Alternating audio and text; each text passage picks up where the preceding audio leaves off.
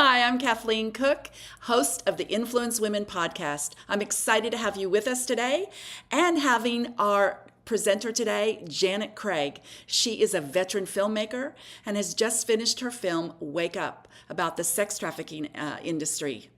How do we film sensitive material and content? Janet's going to talk to us about how we can fight against this horrific problem that's pervasive in not only our country, America, but around the world. So stay tuned, like us and subscribe to us, ring that notification bell. We want to see this film spread throughout our world and culture today. We want to fight trafficking of children.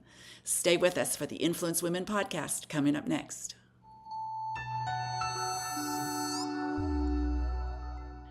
Hi, everyone. Welcome to the Influence Women podcast again. I'm so excited to have Janet Craig with us. She's an amazing filmmaker. And Janet, it's so fun to have you with us on the Influence Women podcast today. Well, I'm so grateful to be here. I thank you for doing these podcasts. I've learned from watching them. Oh, well, wonderful. I was just recently returning from Spain, and we had some filmmakers from all over Europe come together. And I was so excited and encouraged to hear this Romanian filmmaker said, I saw your podcast already, and it's just really encouraged my life. So I thought, yes, we're doing the right thing, and we're really on the right page with what God and our culture and our female filmmakers out there need, and globally. So I know, Janet, the words of your mouth and the meditations of your heart, that's your prayer for today, as is mine. And so we're excited to have you today. So I want to tell our audience just a little bit about you, but and then maybe you tell us a little bit more about who you are in that journey. But I know you came from a theatrical background. You've been spent a lot of time in Arizona originally, but now living in Los Angeles.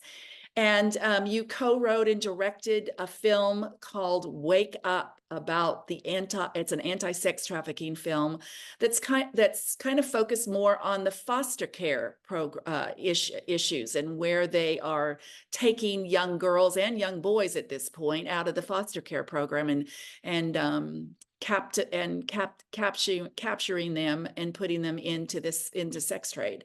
So this is an award-winning film that you have been working on. You've been an independent filmmaker for many, many years, and you've had a big journey here with collaborating with many incredible filmmakers and mentors yourself. So that's just a little bit about what we're going to be talking about, but tell us really in your own words a little bit more about your journey. About my journey. Wow. So I always wanted to be an actor. I loved performing. I liked singing as a kid. I wanted to be a clown at one point, so I had a unicycle, but I loved performing. So anytime I got an opportunity as a child, I was a theater major in college. But I think the main thing is storytelling. And I think one of the things I recognized in wanting to perform, wanting to do those things, is I wanted to put myself in someone else's shoes, to have empathy for someone else, to feel what it's like to live a different story. I'm so jealous of you traveling the world, because when I was young, my parents took me to England. My dad was an attorney, and one of his clients was an actor, Stuart Granger, and his daughter gave us a tour of London. And I remember just my senses were so alive with the beefeaters and going up and down elevators where you had to close a gate. And I would we went to Switzerland also, smelling the chocolate and looking at the different things. And so we went to the Tower of London, and history came alive. I saw where Anne Boleyn had her head cut off, and I went to Westminster Abbey, and history came alive for me. And I thought, wow, if we can, that's how I learn. I learn by experience. So I wanted to just tell stories and be engaged in storytelling. I don't love academics. I do love learning. Yes, sitting in a woman after my own heart. I love academics, but on my own terms. Yeah, so I always liked recess and art and music better than anything else at school. So I geared myself towards those. And I had the privilege of playing professional tennis, so I got to travel around the world playing tennis. And when I graduated from college, it was either go on the tennis tour or go to Broadway. I still want to go to Broadway. That's on my bucket list. I either go to New York.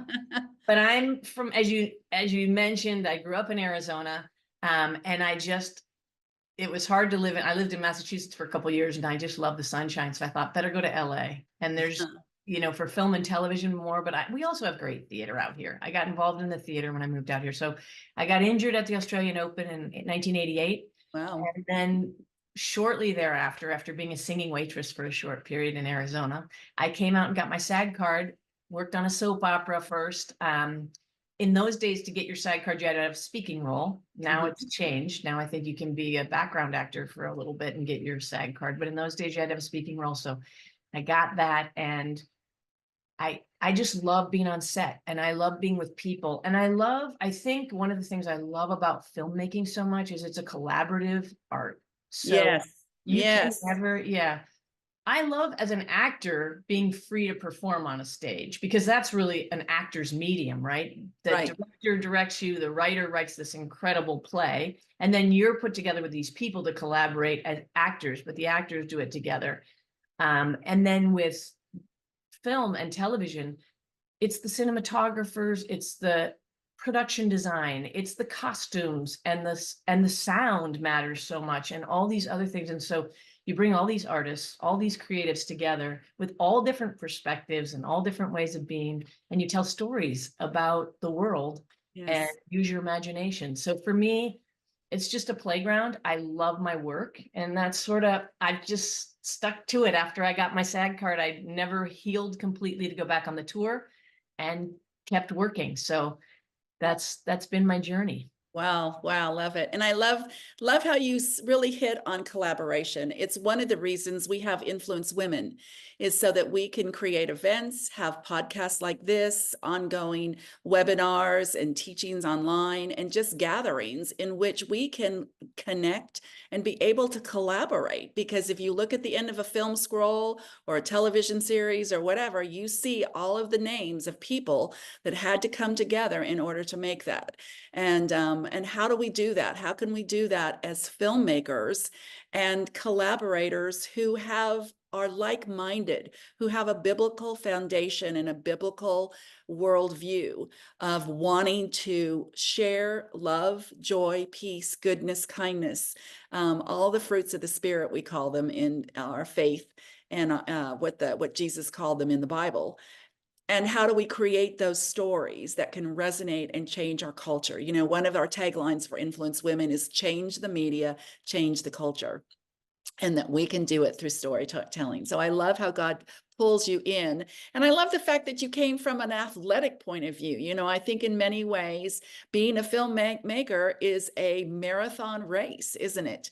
And certainly with the film that you just done, that I'd love to talk about next, Wake Up.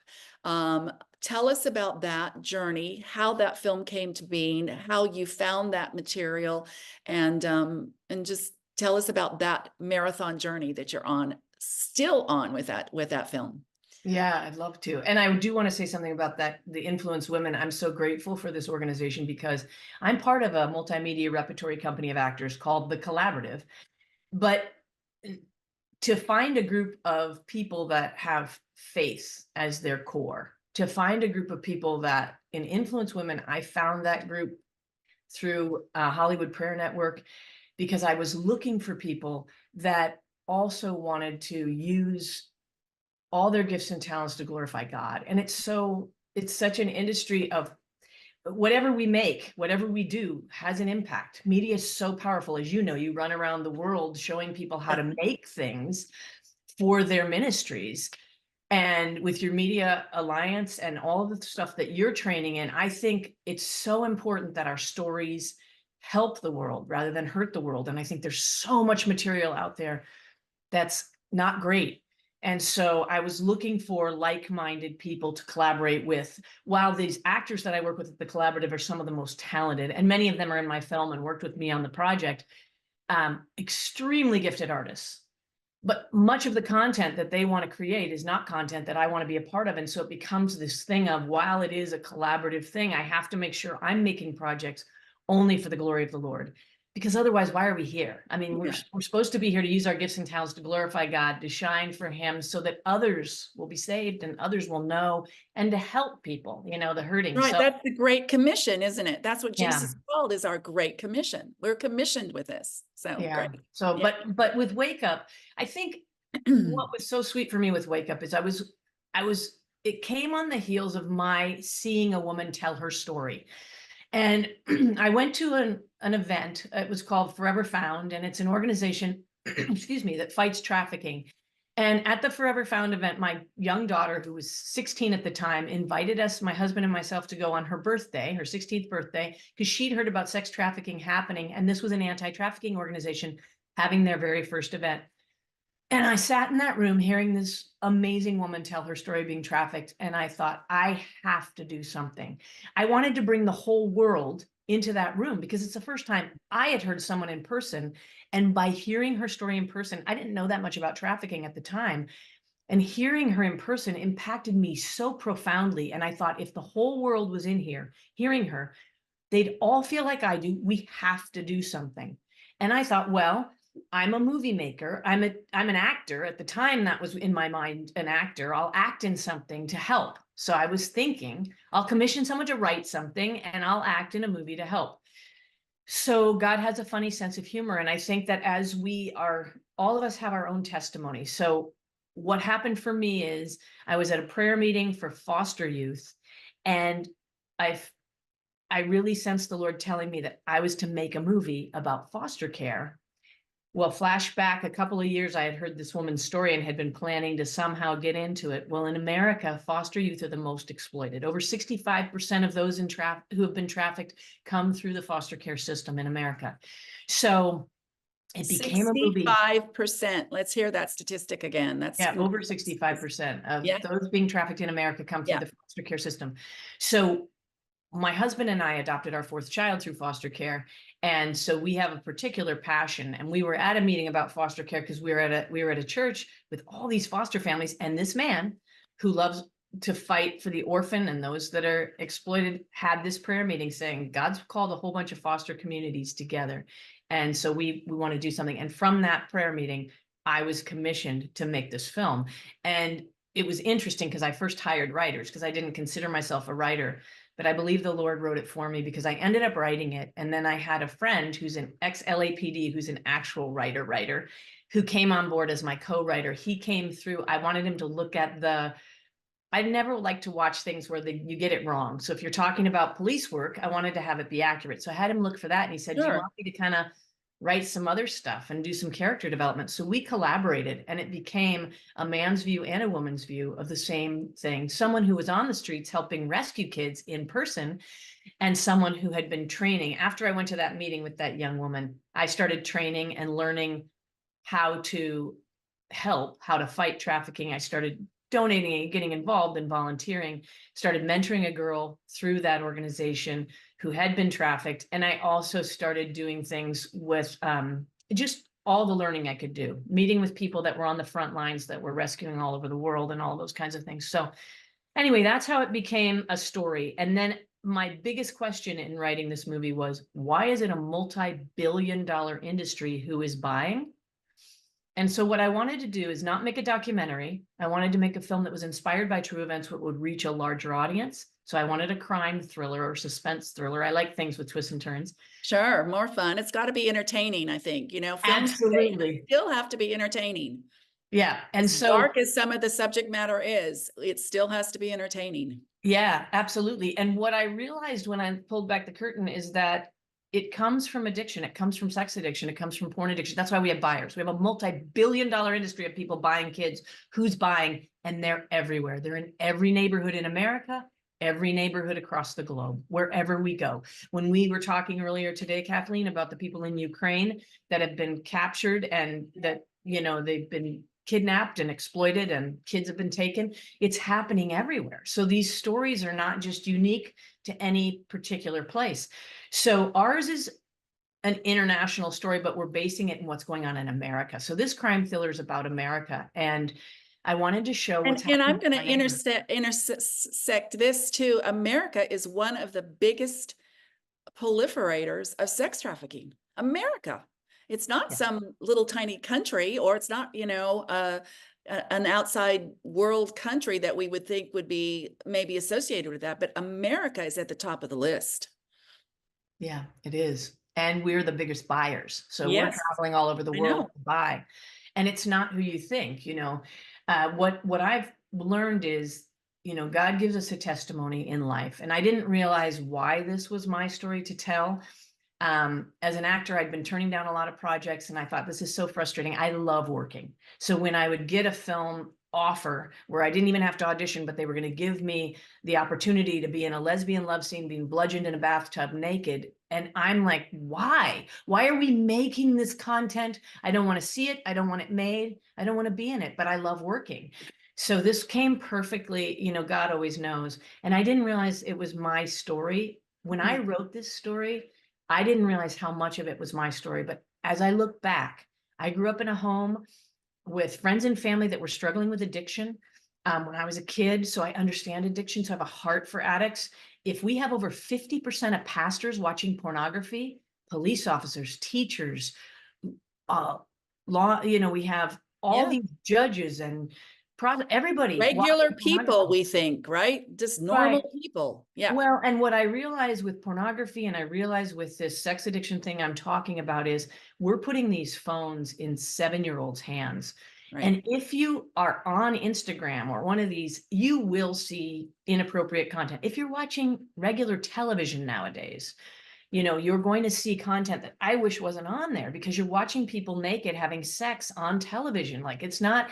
We are making it really difficult for people that want to be pure, that want to stay pure. We're making it tough on men who God designed to either be predators or protectors. And if we keep forcing men out, I love fighting for women's rights, but I also believe we need to lift up our men. God gave us men as leaders. And I feel like we need to recognize that they're protectors, and they want to be protectors. They want a purpose, and they will be either a predator or protector because they are wired. They're hardwired for that. So I just feel like there are women who are buying as well, but it's the masses are men. And also we're finding now there are addicts that started at 7 who are now 12. They've been addicted to pornography for 5 years. And the way pornography works with high-speed internet porn, different from when it was in magazines, it literally rewires the brain like any drug would. So it's as addictive as heroin. So on that note, yes, stay off. All stuff we need to know that we, sometimes we get in our little bubble of our little family and our world, and even our Christian bubble, where we just haven't been out in the world to understand how this is really happening. And so I love what you're sharing today and helping us, as your film says, wake up. Yeah. I hope that it'll encourage people, so that our purpose in making this film, we're going to give 100% of anything we make to 3 organizations that I've been part of. One is Forever Found, one is Zoe International. Those are both anti-trafficking organizations. And another, which is also a producing partner of ours, is Raising Hope. And that's for foster youth in Ventura County. But she's an attorney that works in LA County as well, who founded it. And they're helping. So foster youth get emancipated. A lot of times they'll leave somebody's home at 18 and they're on their own. So you're going to find that many foster youth, are being exploited, and we want to really come around. So any of the proceeds will go to these 3 amazing Christ-centered organizations that are on the front lines. And we did it also so that we could help other organizations around the globe that are doing great work. So what we want is, as the movie is shown, people to be able to plug in immediately with these nonprofits. So I'll talk a little bit. I work on the National Salvation Army board, as you know, and we took Influence Women one night. We had an event down on Hollywood Boulevard at their core office down there in Hollywood, right next door almost to the Pantages Theater, right in the middle of Hollywood on the Walk of Fame, the whole thing. And they feed about 500 homeless men and women off the street 3 times a week there. So we went down, helped feed the homeless one night, and then had our event, our Influence Women event gathering afterwards. But one of the things I learned more than anything is that particular core services young teens pretty much young people from the ages of 13 to 18 who have either run away from the foster care program or have been aged out. And that's their biggest population. They're on the street, homeless by themselves, and so vulnerable to trafficking. And so I know there's lots of organizations that I believe your film Wake Up can actually help as well, and help us be educated to understand where we need to be praying, where we need to be supporting, and how we can create more projects that can make more people wake up like you've done. Yeah, and I wanted to share for your viewers that are movie makers or are involved in nonprofits or involved in helping. There's an organization called Gather that we're partnering with for the movie. And what it does is it allows you to have either virtual screenings with panels or live screenings with panels. They have deals with 3,000 theaters across the country, 20,000 screens. And then they also have a TVOD. So if you're a movie maker, you can have it stream, which is pay per view. So you can have them rent. And what you can do is your movie can be embedded on the websites of those organizations that you want to benefit from your film. So you can offer your film, let's say, to the Salvation Army. And that, if Wake Up went on the Salvation Army website, anytime someone rented Wake Up, it would give money toward the Salvation Army. And also the Salvation Army can have a donate button there and for people to get more involved. And then once they saw the film, if they had a heart to get involved, they're already able to plug in with an organization like the Salvation Army. So this is our option. And then what it does is it also allows you to choose panelists to have associated with your project. So let's say you're doing something in media, or you have some passion and you want people to understand, you can use Gather's platform to have your project and then these panelists. So we're allowing our cast and crew and these Christ-centered nonprofits that are on the front lines to be panelists, so subject matter experts. So Rachel Thomas, for instance, was on the National Advisory Board on Human Trafficking. She's a believer. She's an amazing survivor, speaker. She teaches ending the game and all this great curriculum to help people not get trafficked, to help understand how to keep your kids safe from trafficking. She has the Cool Aunt series, which is for young kids to watch so that they can understand how to keep themselves safe, and like a cool aunt talking to a 12-year-old. Yes. She has all this material because she was trafficked, and she's an amazing woman. Anyway, so she's in our film, and so she'll be one of our speakers that people could pick, and then each of the speakers can choose whether or not to be part of that event. And these can be global streaming events. So you could have it happening for all over. So Wake Up is now available that way. So people can go on our website, the official. Okay, that's what my question next is. Tell us how we can get a hold of you, where we can get connected into that. I know that even if they forget all that, just to send us a note at info@influencewomen.org and we'll get you connected to Janet. But tell us, Janet, where can we get connected into that? So our website is going to be the main hub, which is officialwakeupmovie.com. So it's www.officialwakeupmovie.com. There are other Wake Up movies out there, so just remember official and movie at the end of Wake Up. And it will have, right now, Blu-ray and DVDs are for sale, which some fun bonus material. A lot of the streaming, or if you have a virtual event, you won't have our bonus material where you'll see actors' auditions that we put on there for actors. That's kind of fun. Behind the scenes, making of, but also we have our subject matter experts on our bonus material with training and things that you can use to avoid being trafficked, or if you have a porn addiction, resources to get involved. We have that on our website as well. So even if someone doesn't want to see the movie, which I think you should, because I'm hoping it'll impact you. Of course. You can go to that website and see the great organizations we're affiliated with. There's another movie making company, a guy named Benji Nolo, who's with Exodus Cry. We have them on our website because he makes documentaries. And I think they're about to make a narrative feature as well, one that's fictionalized. But he makes documentaries about the different aspects of how pornography is influencing our culture. And he does it for the porn makers, the porn buyers. He has one movie out there called Buying Her that I just saw that's so powerful, with 5 men that used to be buyers who now are on the front lines helping men get out of their addiction. I mean, there's just so much great stuff out there. There's so many people on the front lines, and law enforcement doing amazing stuff.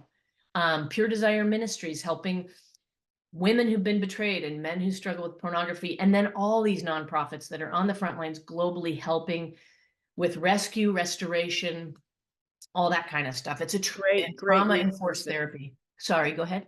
No, I just said great resources. Thank you for sharing all those. Yeah.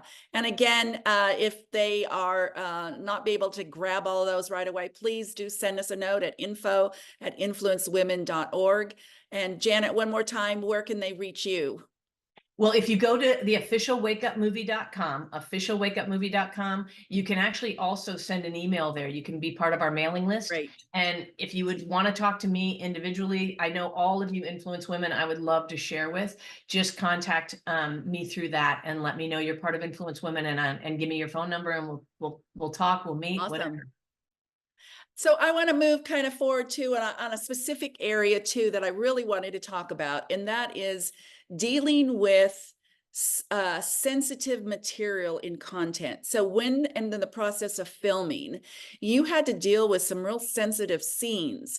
And I guess I bring this up because my daughter, who has come up in the industry, she's now a filmmaker and is directing her second film right now, and part of that. But as a young child, she was about 6, having an agent here in Los Angeles. And the agent called me one day and said, look, we're doing a film on a very sensitive subject about a father who abuses his child, slaps and abuses this child in this story. And I want to make sure that you're okay with me sending her out for this audition. And I said, well, let me get back with you. So I had to, sit down with Kelsey and talk to her about, now this is a story that's being told about a daddy who doesn't love his child the way your dad loves you, and would never hurt you or, abuse you in any way. But this daddy does, because he has some real issues, and they want you to portray this person on set. Do you want to do that? She said, oh, mommy, she said, if it will help somebody else and help them see, how they can get out of that and be safe from that, how God can help them through that, then yes, I want to audition for it. So, I mean, what a mature thing she had said at this young age. But getting back to what you're doing with this sensitive material and having to portray that, especially not just from a documentary point of view, but a theatrical narrative point of view, where you have to show some of these scenes. How did you deal with some of that? And what would you recommend to some of our filmmakers out there in dealing with that? Yeah. One of the things that really frustrates me, as we've talked about on this, is that people are using film to actually exploit people on film. So pornography, which I think is, the majority of people that you are watching, if you're watching pornography, have been trafficked. Rachel Thomas thinks it's about 98% of pornography is made with people who've been trafficked. And if there's any underage pornography, it's all being trafficked. So I wanted to make sure we didn't exploit anyone in the making of the film, because I'm making a film about not exploiting. And I took a lot of training on the verbiage, the things that you say that can actually be harmful or hurtful. One of the reasons I ended up directing this film, I acted in it. And so I was concerned about directing it as well, because when you're a director and actor, those are two completely different hats. And so in writing the film, I wrote some pretty edgy scenes, and I thought, oh my gosh, I need to direct this because I need to protect the viewers from what another director might do. And so, because I understood the sensitivity of the subject matter, and I think in any subject matter we need to be sensitive, I didn't show any nudity, even though there's a scene where someone is being exploited. All you do is you hear it. You hear something happening. You're watching a girl's reaction to hearing something going on in another room. We can do that as filmmakers. Our imaginations are wonderful. I think we show way too much in all that we make.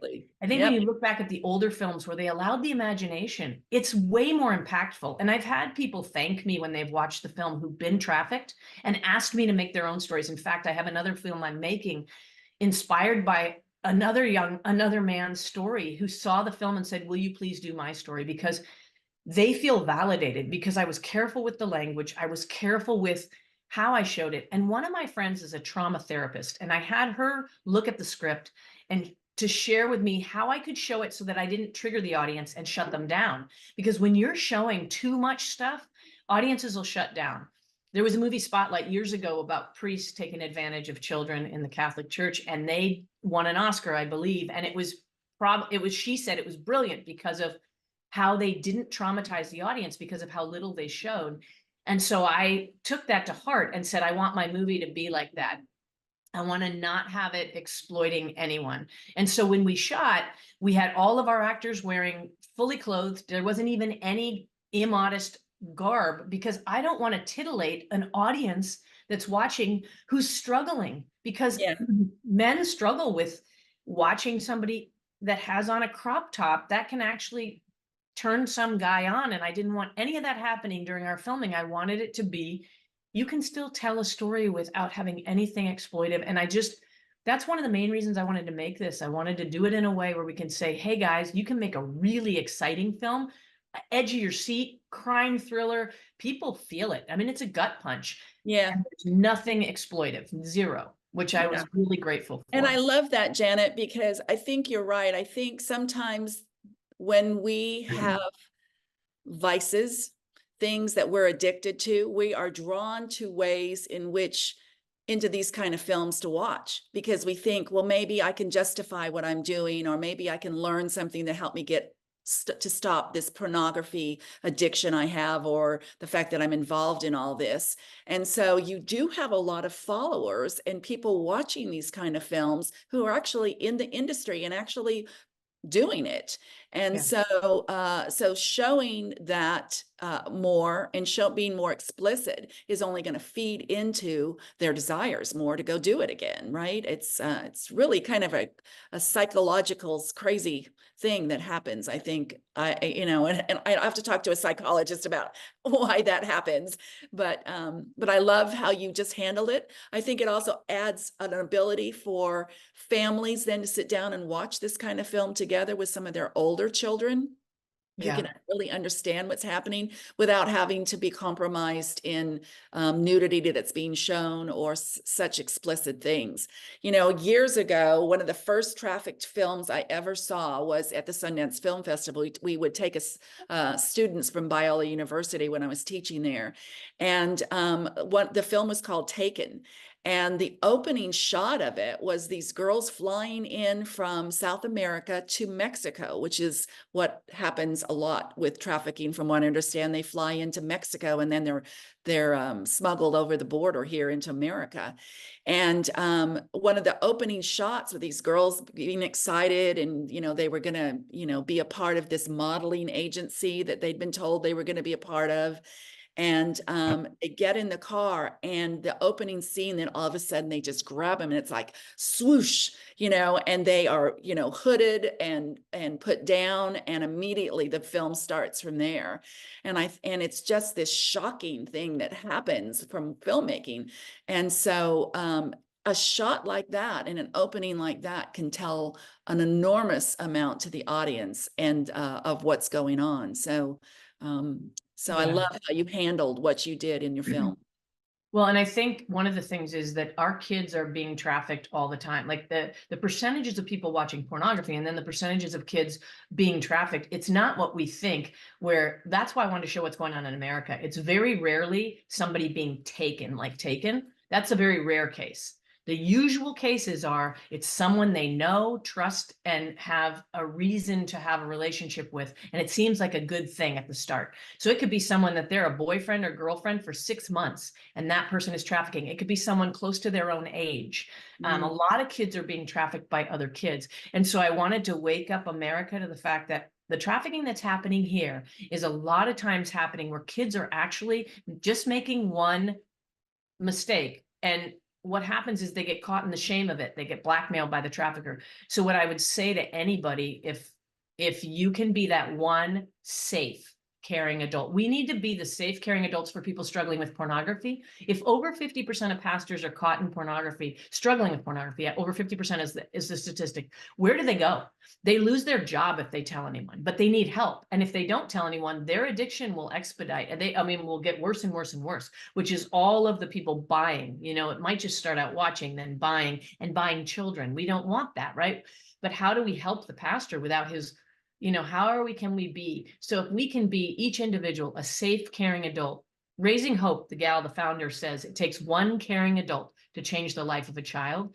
And I Mm. like to say it takes one caring adult to change the life of grown-up children as well, because we need to be those compassionate people, because we're all broken. We're all going to blow it. And if we can be safe, that's the best way to keep your kid from being trafficked. It's the best way to stop this epidemic, is if we can be loving toward the trafficker. Like, everyone wants to point a finger at the Epstein or whatever. Look, his island was full of people. It's not just him. He went down, but it's a multi-billion-dollar industry. We have to be grace-filled, especially as believers, because if we aren't, we won't ever stop this. We can't point fingers because we are the problem, you know? Absolutely. Absolutely. Well, we're winding up here with a podcast. One final question, and that is, filmmakers out there are going to be watching this podcast, listening to this podcast around the world, and they are right with you. They know that this is a huge epidemic problem that's happening not only here in the United States, but globally, all over. Where, as a Christian, as a believer in Jesus, who understands that this is not the world we live in, that he created, and that it's a world that is sinful and evil, and they would like to create a project, what would be the first beginning step that you could say to them, and how can you encourage them in their faith in making that happen?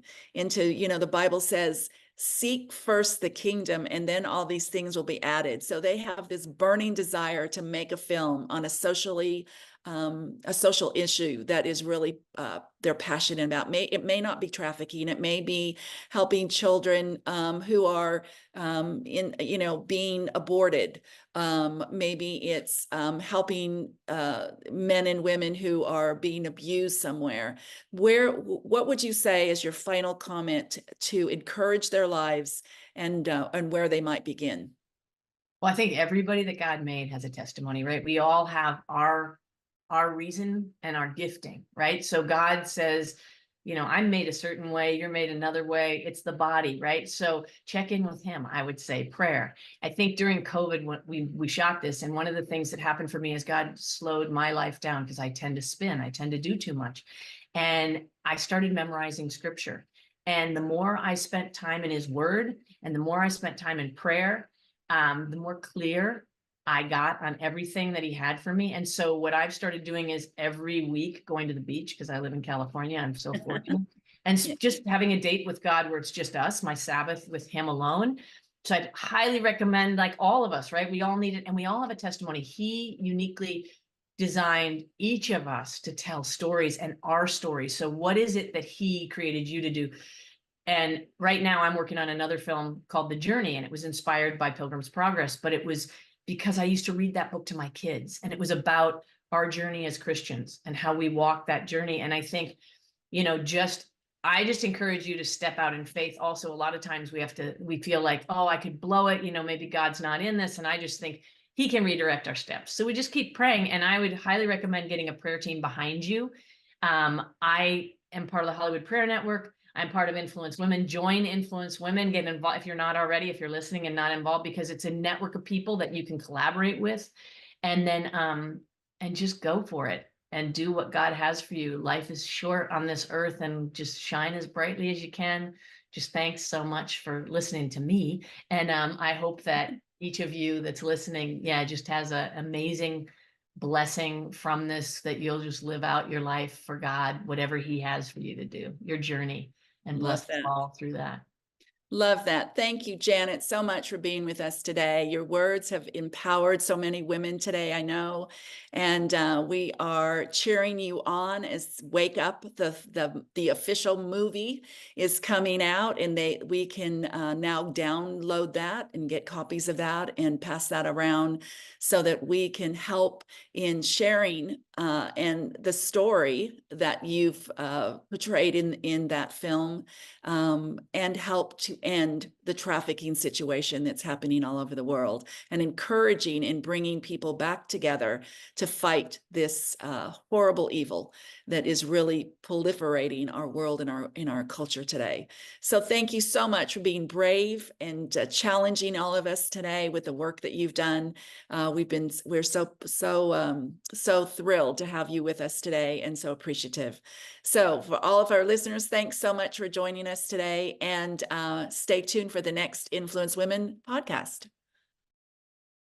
Well, thanks for joining us today on the Influence Women podcast. We had such a great conversation with Janet Craig, and we're so thrilled and pleased that we were able to get her on the podcast to talk about her recent film, Wake Up. You know, it's a film about trafficking and how we can fight against it. So, as a subscriber to this channel, pass it on. Click and like us, and then ring the notification bell so that you hear and know about our next one. But pass this one on. We want to stop the trafficking industry around the world and culture today. So be a part of the Influence Women podcast, and we'll see you next time.